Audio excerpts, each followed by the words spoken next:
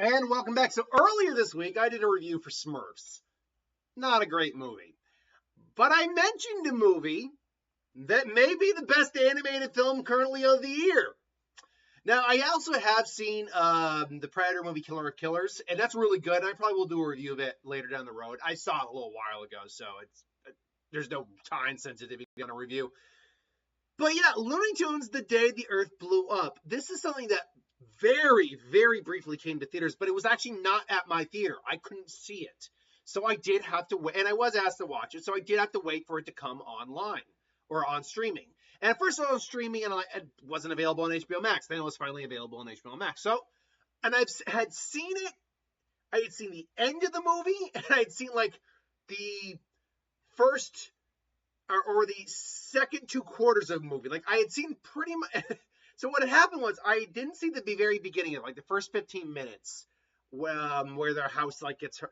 I saw the point where like the home inspector came in, and then I had like watched up until they killed the gum monster in Petunia's house, but I had missed after the fact where they were like fixing like the trying to cure them, and I didn't see the beginning. So finally, I had a chance last night to sit down, watch this thing from beginning to end. Look, I loved it. I absolutely loved it. I grew up on the Looney Tunes. I grew up watching Bugs and Daffy and Porky, Foghorn Leghorn, Speedy Gonzales, Pepe Le Pew. Get rid of your problematic things, kids. Just it's all meant for satire. It's fun. It's supposed to be comedy, okay? Sammy Sam. I grew up on all these guys. Now, I will admit, I have not in recent times kept up with the more modern interpretations of the Looney Tunes. I had like ever since I want to say like that, not the most recent Looney Tunes, but the one that came out prior to that. I haven't really kept up with that. So whatever they've done to them recently, I am a little behind on. For example, I know that none of the original voice actors are even still around. Mel Blanc's been dead for decades. But for what it's worth, it still captured the tones of a really long Looney Tunes cartoon. Like it is a movie with an air going up, but I like the fact that the main plot is them just trying to raise money to fix the roof of their house so they can keep their house that Farmer Jim left them. I like that Farmer Jim really is just kind of like this brawny man, kind of almost like a Mr. Clean type guy. And when he leaves the house, he's not even moving. He's like, do. I do like that. So protect your homeboys.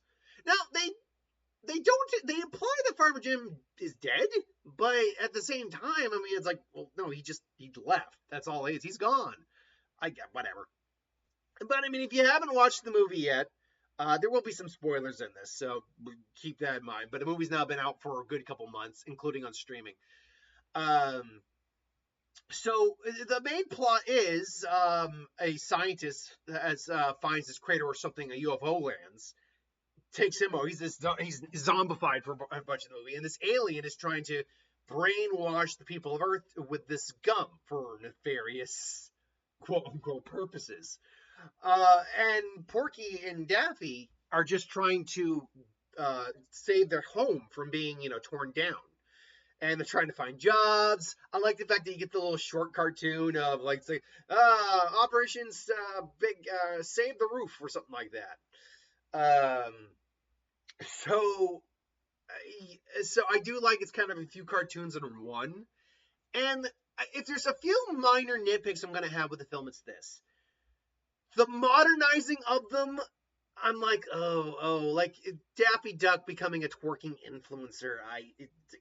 Even I'm like, oh no, just no bueno. No. There's some modern things that don't work, but then other things like boba tea being involved, I'm like, well, that's fine because it's odd because it does feel like it's still in that. Kind of the kind of environment of like the 50s or 60s where you could buy a stick of gum for a nickel. So whereas nowadays it's like, then again, I suppose a stick of gum theoretically could still be worth a nickel. Well, no, even a pack of gum's like $1 something. even if there's only like six, like if you just get a standard 6-pack of gum, like just strip, like single strip gum, for like 99 cents, which is I think maybe a nice store like $1.19. Yeah, that math still doesn't check out, so that gum still shouldn't be a nickel. But it still feels kind of more in a more timeless era, but still having modern innovations, like boba tea, for example, which is, I mean, not modern, but it came about a lot later than like the 50s or 60s, if I remember correctly. Um, so I did like that tone. I will admit though, it took me a minute to get used to the animation style. It did. Like I'm so used to the old school designs and animation style that it did. Like I could tell there was, even though it's hand drawn, which everything hand drawn these days is hand drawn in a computer. It's still hand drawn. It does have a very almost hand drawn with some minor CGI looking like animation, but it does look mostly just hand drawn in a computer. So it did take me a minute to get used to the animation style. I also like but other than that though, there's really nothing I can complain about in the movie. It really does feel like an homage to a good Looney Tunes cartoon. The villainous alien turning out to not be the bad guy, but going about his method of trying to save the planet in a bad guy way is hilarious. Like he talks about he looks at the scientist just saying, he's like, oh, we're from a high up city that doesn't involve explosions. No, but it involves not even communicating with the planet you're talking about to actually make this plan work. Like, if you would just talk to us first about it, we would have been on board, dumbass. So as smart as he is, he's also a complete and utter buffoon, obsessed with boba tea. Isn't that a boba tea? By the way, the voice actors, maybe there might be some like licensed AI use for them, or maybe it's just really good voice actors. I hope it's just. In fact, hold on, I want to be sure about that. Really good voice actors. Looney Tunes. The day Earth blew up. Who's voicing who here? Because honestly, the voice actors for both Porky and Daffy were spot on. Like that. Like, if you hadn't told me that was Mel Blanc's voice, I'd believe it. So I want to be sure that they didn't do some AI stuff with that. No, Eric Baza and Candy Milo. Oh, no, that's Petunia Pig. Where's Porky? Seriously, where's Porky? I got Petunia, but I got Daffy, I got Petunia. Where is Porky? Hold on. 1 second here. Let's try Wikipedia instead of IMDb here. Because for some reason, Porky, the second main lead in the film, like the co-lead in the film, is not showing up in the voice acting when I go into IMDb. So maybe Wikipedia will have their voice actors listed. Okay, so let me see here. Voice actor. Okay. Okay. No, that's why. Because I only showed. No, Eric Baza does the voice for both Porky Pig and Daffy Duck. Look. I would not have known that. I mean, thinking on it, listening to their voices again from what I remember hearing, that there is a similarity with their voices, certainly, but I wouldn't have known that. That's really good. That's awesome, actually. Wayne Knight's the mayor. I did recognize Wayne Knight's voice. I'm not recognizing anyone else's voice, but again, when it comes to voice actors who are professional voice actors, and there was a after credit scene or a mid credit scene, like for Porky and Daffy to flex their new mansion and in defeat, her head explodes. Okay, that's funny. But yeah, I love the fact that Petunia Pig is actually kind of a nerd in her own way. She's a flavor specialist. I love when Porky first meets her. He's got this beautiful ideological or idolized way she's coming in, like this goddess, when she's really just kind of like just looking at all wet and dorky and stuff like that. I dig it. I really did. It is very funny. And I love the fact they really went back to Daffy's original personality. Because I love Daffy and I love Bugs. I love Daffy and Bugs together, 100%. But I will admit, Daffy is almost always the butt of the joke when he's paired with Bugs. Bugs is always just the kind of the cooler, the more in charge guy.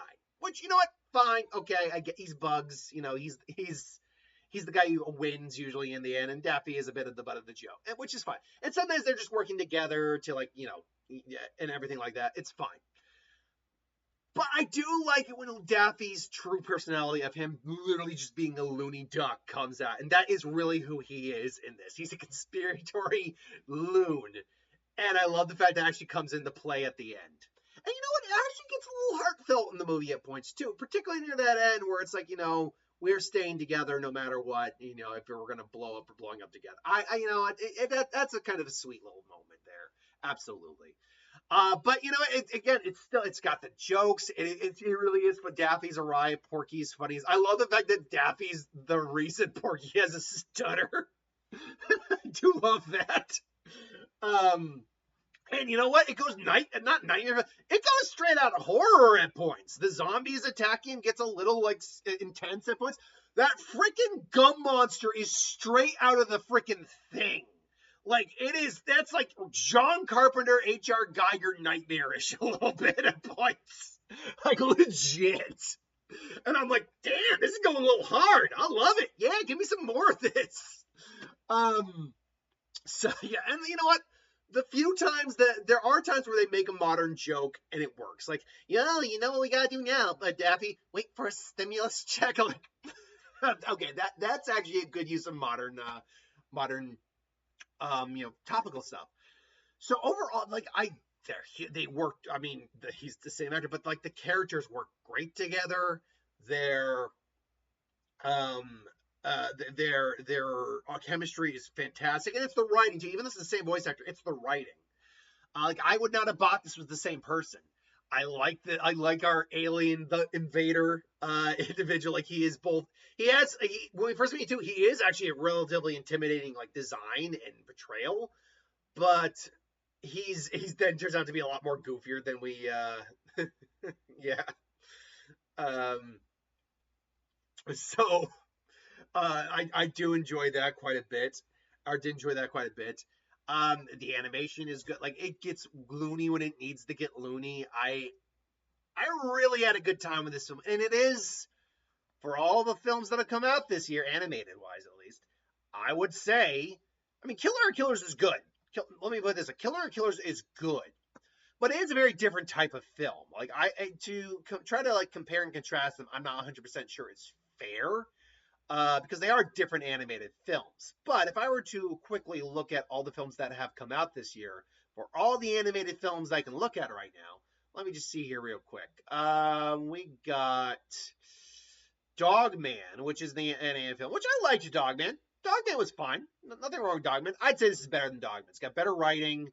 It's got just smarter. I think it is just a better film. Let's see here. After that... Paddington's not an anime film. Yes, Paddington himself is animated, but when you have live action individuals in there and you do have some locations, it's not animated. Mickey said no. I was not able to see Night of the Zoopocalypse. After seeing a trailer for it, I'm like, I'm probably for the best. I didn't see it.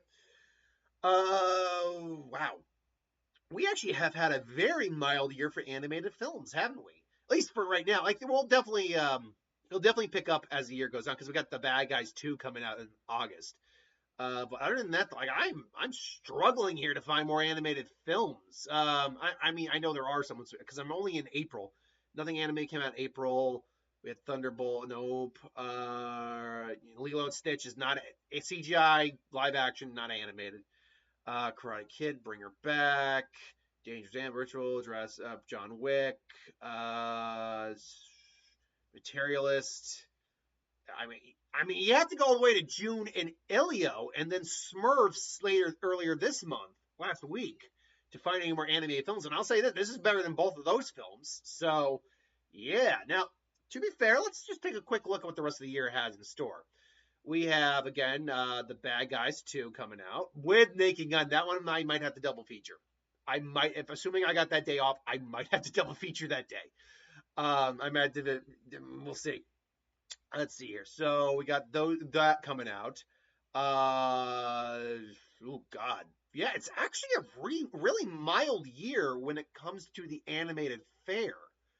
Because September I've got nothing. October I've got. Looks like I don't got anything on October.